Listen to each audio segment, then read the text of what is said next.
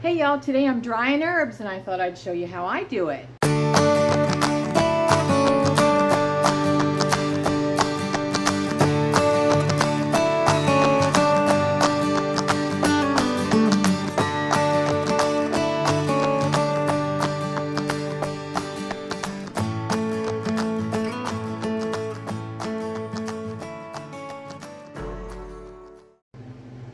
Okay, so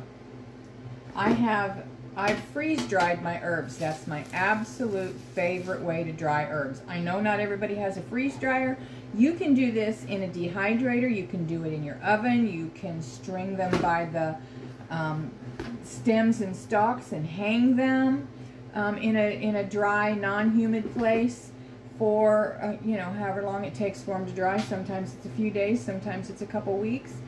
And however you dry herbs, but this is my absolute favorite. They smell exactly like they're supposed to smell, and they taste exactly like they're supposed to taste. And sometimes I feel like some of these other methods, because they take so long or because they take heat, that they just don't they just aren't as potent and as flavorful as they should be. So here's my handy dandy Dollar Tree bucket back in the day when it was $1, and it's half full. That was 2 full trays. I have a large freeze dryer, so those are large trays. And I'm just going to kind of crumble these up, and if I come across a big old stem that I don't want in there, I will pull it out, and there are quite a few in here. I did not really clean these up really well stem-wise. I mean, I washed it before. Some of it I washed. I don't always wash my herbs because I don't use pesticides. Where my herb bed is up off the ground in a raised bed. Because they're herbs, I don't see bugs in my herbs. Because they're aromatic and bugs don't like the scent. So see, I'm picking out some big stems here. I don't want those. But the rest of them, because they're freeze-dried, they will just crumble into nothingness. And they have the same flavor the leaves have. So I'm not too worried about them unless they're really big kind of sticks. Okay. And, you know, if I miss some right now and I go to throw a handful of basil into a spaghetti sauce or something, then I'll pull it out then. So for the sake of time, I'm not going to just pick through this. I am going to put this in a jar. I could also put this in a Mylar bag. My big giant funnel doesn't fit down into small mouth or regular mouth jars. So this is a quart jar. I'm going to just hold that funnel there so that it doesn't slip and I don't end up with basil everywhere. And then I'm going to push it down because I can get a lot in this. Let me find my...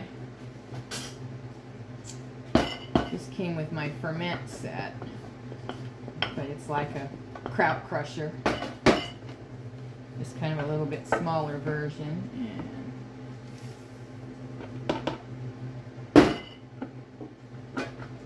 hold that on there.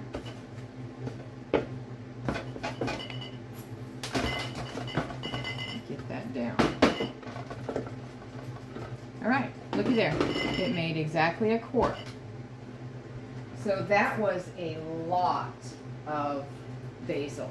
Many, many, many pickings of basil, and I have a lot of basil in my garden. So I've probably processed basil in the freeze dryer, a minimum of 3 times this year, at least. So this would be probably the 4th time. So I've probably got at least 4 or 5 of those. So I've got plenty to share. All right, now I have thyme. And again, I did not pull the stems off of this. Let me kind of shake the basil out of here. There we go. nice and clean. Do the same for my funnel. And I am gonna dump these. Now some of this is lemon basil, thyme. I'm saying basil, I mean thyme. And some of it is English thyme. I used to separate it, but honestly, I've discovered I kind of like the depth of flavor that I get from combining different thymes, different basils. I've got 2 or 3 different kinds of basils mixed up. And it just gives a nice depth of flavor. Now see, these leaves are coming right off the stems. Now I will have a few stems in here, but again, when I go to use it, I'll pull them out. I'm not too concerned about them. Just going to get the worst of it.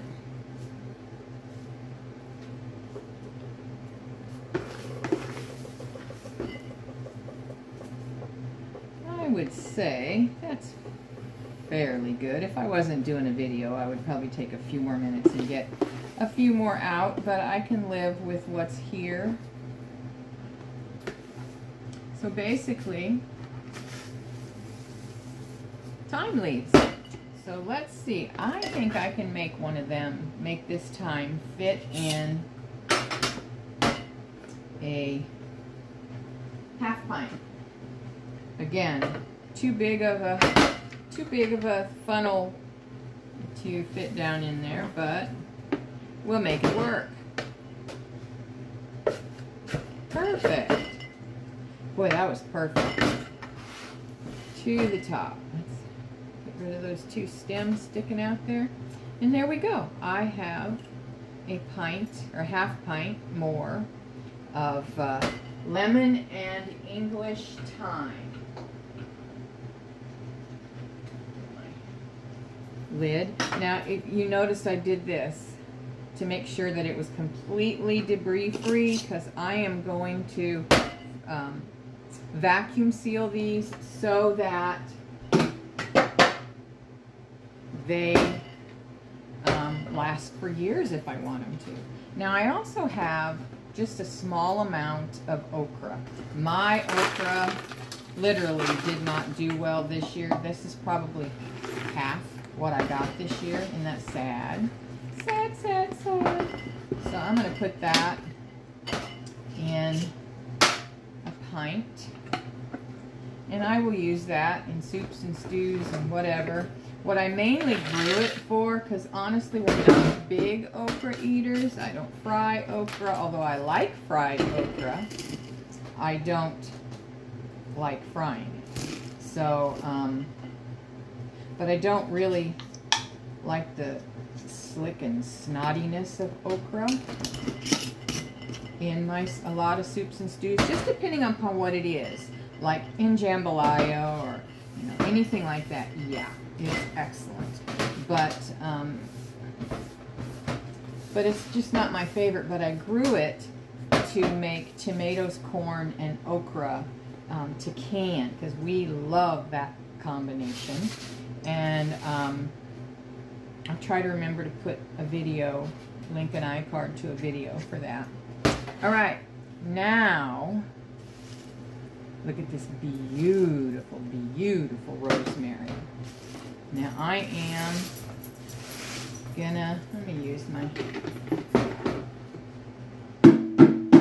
it's just so much easier to use this foldable, pliable, pourable bucket.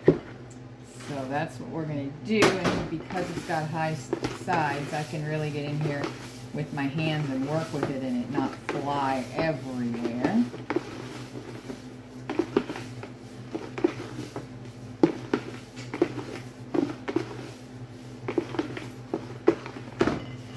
And I like rosemary pretty well broken up. And the beauty of, usually, depending upon what it is, but the beauty of freeze drying is herbs are so dry. Like, rosemary is a tough, stemmy, sticky, woody herb, that you really almost have to put in a spice grinder to break up if you want it in small pieces or you want it ground up. But look at this. Look. It just goes into like nothingness. It's so dry. All right, I'm good with that.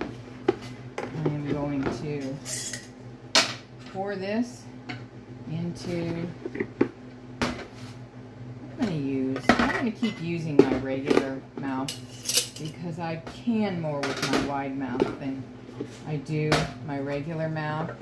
So I'm just going to use these up this way rather than using up my good wide mouth jars just for a storage jar. Oh, and that didn't take much at all. So I'm going to swap that out to a half pint because that wasn't enough to waste a jar for.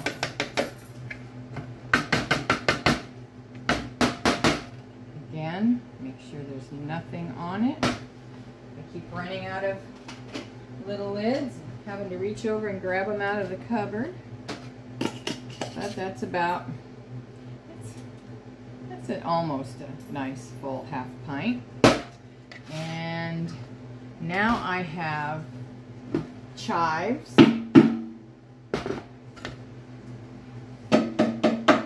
Shaking out all the herbs that I'm already using. So these are just beautiful, beautiful garlic and onion chives. And I'm going to put them, I think this will be good here, in a pint. We'll see. If not, we'll switch it off.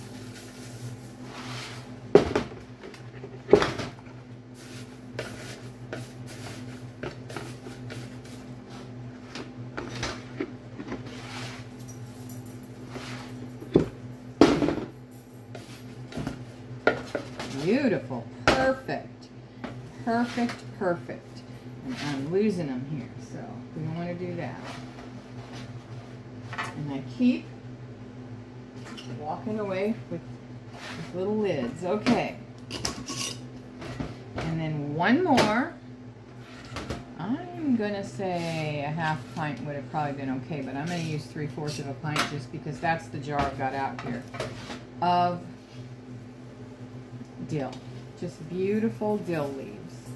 Now you can do the heads as well. I've got quite a few in my cupboard, and I used quite a few of both this and the heads when I pickled this year. And this would be great for salad dressings, for, you know, whatever you would use dill in. I like dill in tartar sauce. When I make homemade tartar sauce, I put dill in it. So, here we go. Oh, you guys, it smells so amazing. Just like I just picked it. That is why I love doing my herbs in. And I did it again. I need another lid. That's why I love to do my herbs in my freeze dryer. I've done them lots of other ways and they work. But if you have a freeze dryer, that's what you want. If you're buying herbs and you have an option to buy freeze-dried ones, they're going to be like fresh herbs. You're going to love it. So, this is what I got today. All my fresh herbs. Beautiful, beautiful. That was end of season. So, that's all she wrote for fresh herbs this year. And, my garden is done except for the brassicas, which are only about halfway there. And I just did my celery yesterday because, you know, it went 35 last night and it's supposed to get lower later in the week. And I just thought, I better do it.